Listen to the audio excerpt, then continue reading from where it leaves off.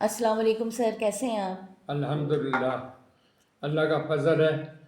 उम्मीद है आप भी खैरियत से होंगे। जी अल्हम्दुलिल्लाह, अल्लाह का शुक्र है। जी सर, अब बताइएगा कि तो आप पीएबी की डेवलपमेंट के बारे में बता रहे थे कि हाँ, माशाल्लाह। अल्हम्दुलिल्लाह, पीएबी के क़यादत के दौरान, चाहे वो जनरल सेक्रेटरी के ऑनरेरी जनरल सेक्रेटरी हो या प्रेसिडेंट हो, जी। उसके साथ साथ मुझे बहुत से और मनासिब पे काम करना पड़ा या काम करने का एजाज़ मिला। दोनों बातें माशाल्लाह। हो हो माशाल्लाह। सकती हैं।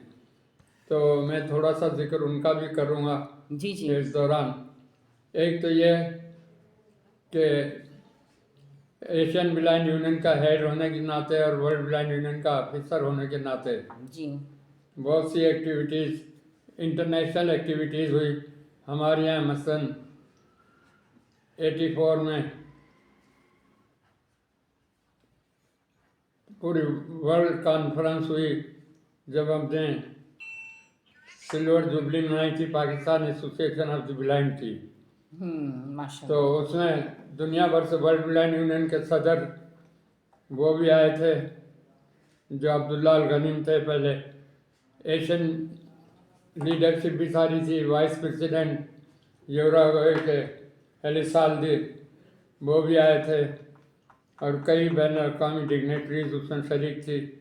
DPI and disabled persons international के सदर सिंगापुर के मेरे बड़े अच्छे गहरे दोस्त भी थे, वो रामचंद्रन डडले, वो इंटरनेशनल के थे, वो भी आए थे। तो वो कॉन्फ्रेंस कराची में हुई थी और बहुत ऊंचे लेवल पर हुई। माशाल्लाह। इस उसमें पाकिस्तान के डिफेंस मिनिस्टर अली अहमद तालपुर, जो PIA के सरबराह भी थे उस वक्त, जी by virtue of this position, जी। जी।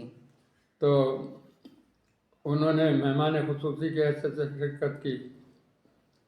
अहमद ये जाफ़र भी एक कॉन्फ्रेंस में, जो अहमद जाफ़र जो पहली पार्लियामेंट बनी थी बर सगीर की, जिसमें लियाकत अली खान वज़ीर ख़जाना थे, उसमें वो पार्लियामेंट के मेंबर थे। माशाल्लाह। कराची से ताल्लुक़ था, और जिनकी बहन मरियम फारूकी साहिबा ने APOM स्कूल कायम किया था और कई दीगर स्कूल कायम किए थे, तो वो भी शरीक थे। मुख्तलिफ मौक़ों पर इस तरह की कॉन्फ्रेंसें हुई, और ये सिलसिला हर साल जारी था। कई कॉन्फ्रेंसें पाकिस्तान में हुई, जिसमें वर्ल्ड ब्लाइंड यूनियन के सेकंड प्रेसिडेंट डंकन वाटसन, उनका तो बहुत ज़्यादा आना जाना रहता था। वो चूँकि सिद्ध क्लब के खुद मेंबर भी थे, तो आया जाया करते थे। वो उसने इत्तेफाक से उनकी हमारी ऐसी दोस्ती हो गई थी कि वो हमारे घर भी आते थे। वर्ल्ड और वो रॉयल नेशनल इंस्टीट्यूट के सरबराह भी थे, और माशाल्लाह। उसी की तरफ से वो वर्ल्ड ब्लाइंड यूनियन में मुंतखब हुए थे। इसके अलावा डेविड ब्लेथ, ऑस्ट्रेलिया के, जो जी तीसरे सदर थे, बल्कि दूसरे डेविड ब्लेथ और डंकन वाटसन तीसरे सदर थे, शेख अब्दुल्ला पहले थे। और ये सब मेरे दौर में यहाँ पर पाकिस्तान आए, और इंटरनेशनल शख्सियात, फिर मिस्टर सटाइन, जो क्रिस्टोफर बिलेंडन मिशन के इंटरनेशनल रिप्रेजेंटेटिव थे, वो मुतअद्दिद बार पाकिस्तान का दौरा किया उसी दौरान। और ये कॉन्फ्रेंसों के अलावा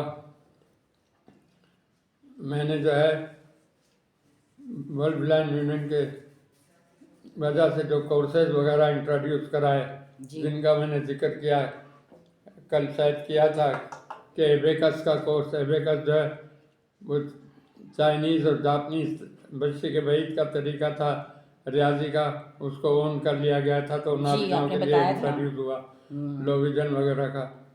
तो इस तरह से मुझे हमारी गवर्नमेंट ऑफ पाकिस्तान की बहुत सी कमेटीज पर ही काम करने का मौका मिला, माशाल्लाह। जिसमें national council of social welfare, ये सोशल वेलफेयर के मसाइल को कौमी सतह पर डील करने के लिए एक काउंसिल थी, और ये सालाना ग्रांट भी दिया करती थी। उस काउंसिल पर मैं तकरीबन 8-10 साल रहा हम्म, और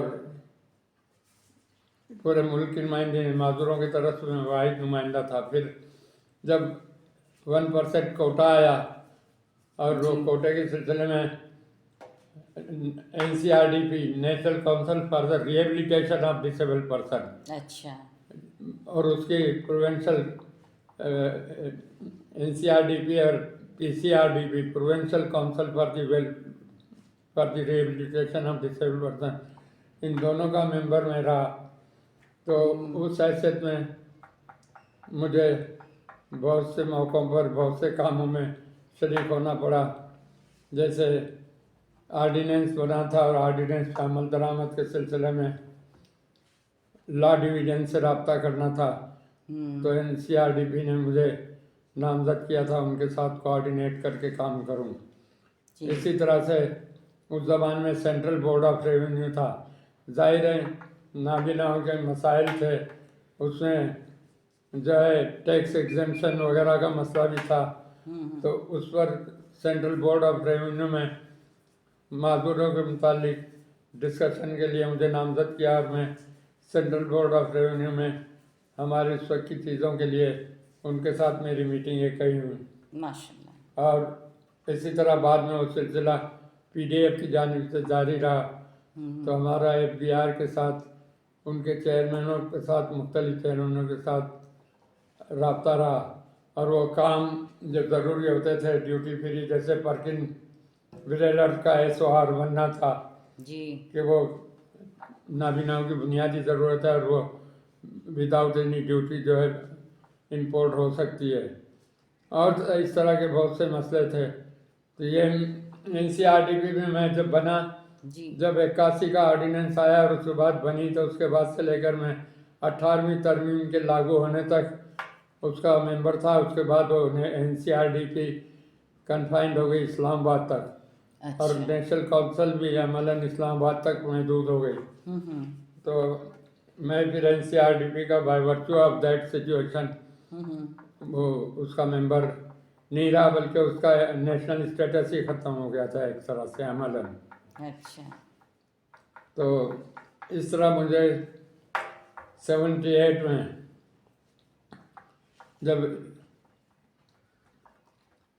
सोशल एजुकेशन वाइज जूनियर था, काम के लिहाज से तो मेरा उस वक्त बैनुल अक़वामी एक्सपोजर भी हो चुका था। नेशनल एक्सपोजर तो था ही था, जी जी लेकिन बैनुल अक़वामी भी हो चुका था, जिसका मैंने जिक्र किया कि जर्मनी में, ईरान, तुर्की में दौरे हुए थे। उस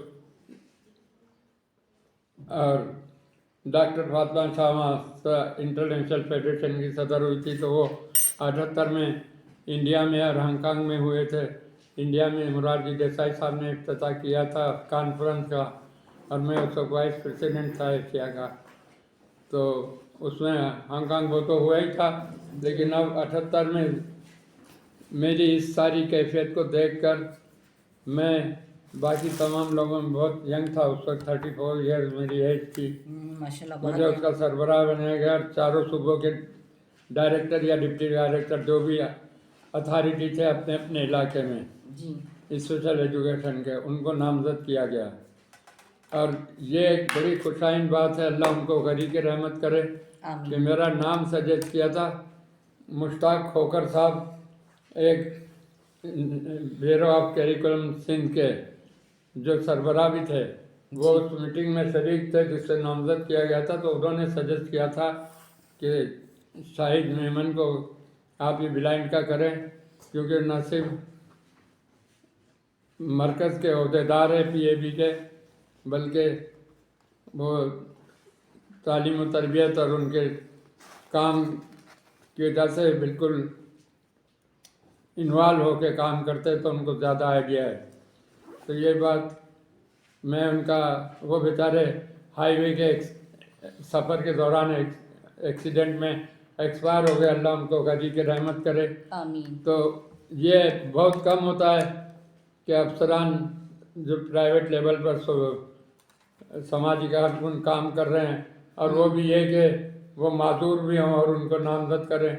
उनका बड़ापन था, उन्होंने मेरा नाम सजेस्ट किया, और फिर गवर्नमेंट ने, इस्लामाबाद वाली गवर्नमेंट ने कबूल किया और मेरे साथ कमेटी में डॉक्टर ताहिर हुसैन उस वक्त जॉइंट सेक्रेटरी थे और एडिशनल डायरेक्टर अब्दुल्ला खादिम हुसैन जो कराची गए थे, वो उनके साथ कोऑर्डिनेशन हमें रखना था। तो मुझे सर्वे की कमेटी का चेयरमैन बनाया गया। पूरे मुल्क में सर्वे करके पायलट प्रोजेक्ट बनाने थे, तो वो मैंने किया अल्हम्दुलिल्लाह। माशाल्लाह। उसके नतीजे में जो है मेरा गिराफ गवर्नमेंट के कामों में और गवर्नमेंट के इदारों में काफ़ी बेहतर हुआ। लेकिन मैंने उसकी रिपोर्ट बना के दी, उसके नतीजे में कि जो सखर में पायलट प्रोजेक्ट कायम हुआ है जी ये उसी रिपोर्ट का नतीजा है। अच्छा। सखर में सिंध गवर्नमेंट को बाद में हवाले हो गया ना 18वीं तरमीम के बाद, तो इसी तरह से एक पायलट प्रोजेक्ट भावलपुर में कायम हुआ था, मुख्तलिफ जगह हुए थे। वो ब्लाइंड के प्रोजेक्ट सारे उसके तहत होने वाले, उसका सरबराह मैं ही था। माशाल्लाह। तो इस तरह का ये जो काम, इसी तरह से जब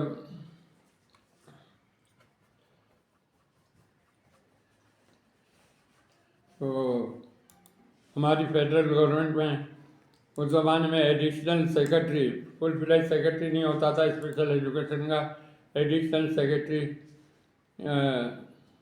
जनाब इर्तिज़ा जैदी साहब, उन्होंने जब मीटिंग की कि स्पेशल एजुकेशन का डिपार्टमेंट पहला कराची में कायम हुआ था, फिर उन्होंने वो फेडरल स्पेशल एजुकेशन वालों की तरफ से ही फंडिंग मिली थी कराची यूनिवर्सिटी को, और उसमें फुल फ्लेज जो है वो